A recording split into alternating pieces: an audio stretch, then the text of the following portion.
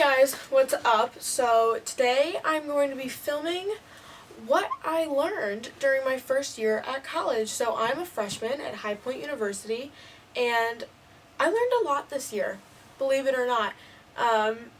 So I leave in exactly 1 week to go home, and I was just going to share kind of my experience at school and the things I've learned. And if you're going into college, some of this might be helpful to know before you get in there. And if you already are in college, I'm sure you can attest to some of these things. Of course, everyone's experience is different, but this is just kind of what I got out of the first year of school. So, number one is be nice to people that drive their car around campus. I have a lot of friends that have their cars here, and they are very, very gracious people, and they bring us, and us being my friends, they bring us to the grocery store, they drive us around to get food, they drive us around to go shopping, they drive so much. So, offer up a little gas money here and there, and don't take advantage of them, and be nice to them because they don't have to drive you anywhere. The next thing that I learned was to work hard and play hard. So, yes, college is very academically challenging and it's hard and it's harder than high school. But you also have to remember that you're here to have fun. You make your friends and you want to go out and you want to do things, and you're supposed to make some memories here as well.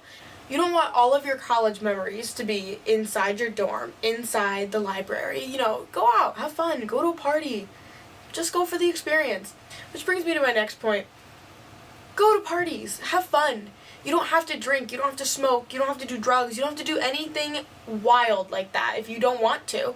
Just go for a good time. Go to be with your friends. Go to make memories. Go. Just have fun. Life's short. You're young. This is your prime. College is your prime. And if you ask any adult, I'm sure they will tell you that they wish they could go back to school. It's a great time, and make sure you're having a great time. Keep track of your stuff and where it goes and who's borrowing things from you. Packing up to be moving out, my friends and I are running up and down the halls, up and down the stairs, being like, this is yours, this is yours, this is yours. I didn't even know half of the stuff they're giving back to me was missing.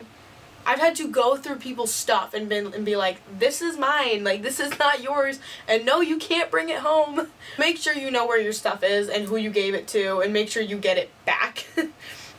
My next thing that I learned was you need to buy a Brita. I don't know what it's called, but one of those big water jugs that has the filter in it. You need to buy one of them. Even if you don't think you want it or you're gonna use it, you need to buy it. You need one. I can't tell you how much money I wasted buying water bottles, or how many times I had to get up in the night and go to the water fountain. No, get a Brita, whatever it's called, and that way you never run out of water and you save the earth because you're not using plastic water bottles. The next thing that I learned is failing a test is not the end of the world. It may feel like the end of the world, but it's not. Not the end of the world. You're going to be fine. And a lot of the time, at least for me, this is my personal experience, my teachers actually replace my lowest test grade with my final exam if it's a better grade than my lowest test grade. Does that make sense? And that's really helpful because sometimes you have a bad day, sometimes you didn't get enough sleep, you don't know what's happening. There are a lot of days where you are just in a big crazy fog and you have no idea what's going on. Call your family. Call your mom, call your dad, call your siblings, call your grandparents. They miss you. They want to hear from you. Well, it's nice for them to know that you're doing okay. If you don't talk to them, they're going to sit there, they're going to wonder, and they don't want to annoy you. They want you to have your freedom at school, so, they might not reach out to you first. And if they do, answer the phone, pick up the phone, say, hi, Mom, hi, Dad, hi, sister, hi, brother, grandma, grandpa, anyone. Make sure you talk to your family. Don't alienate them just because you're at college now and you're free. You still live with your parents, okay? Just because you're free doesn't mean you're completely away from your family. Take lots of pictures and lots of videos and just have them. You don't have to post all of them. You don't have to do this and that with all of them, but it's nice to have them. It's really fun looking back through, your Snapchat memories or your camera roll and just being like, wow, like, remember that and look at how funny this is and remember when we did that. It's fun. It's like a log of everything you did with your best friends. The next thing that I learned, which is one of the most important, is let it go and let it be. I wish I knew this more during the year.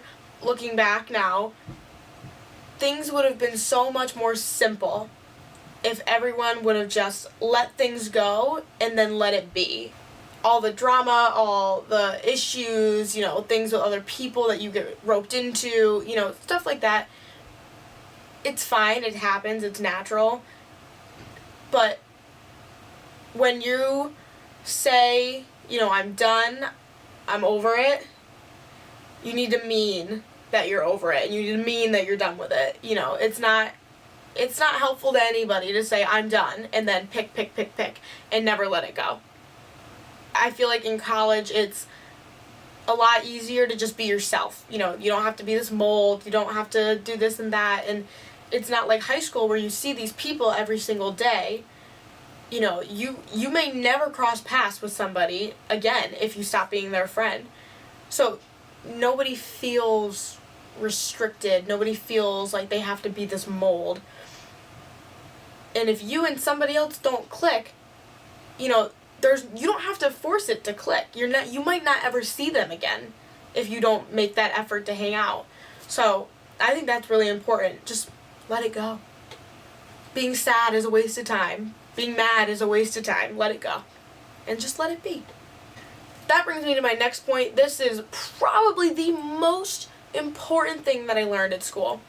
Your friends, freshman year, will probably not be your friends for the rest of college. Some of them might not, but usually the friends that you start with are not the friends that you end with, and that's fine.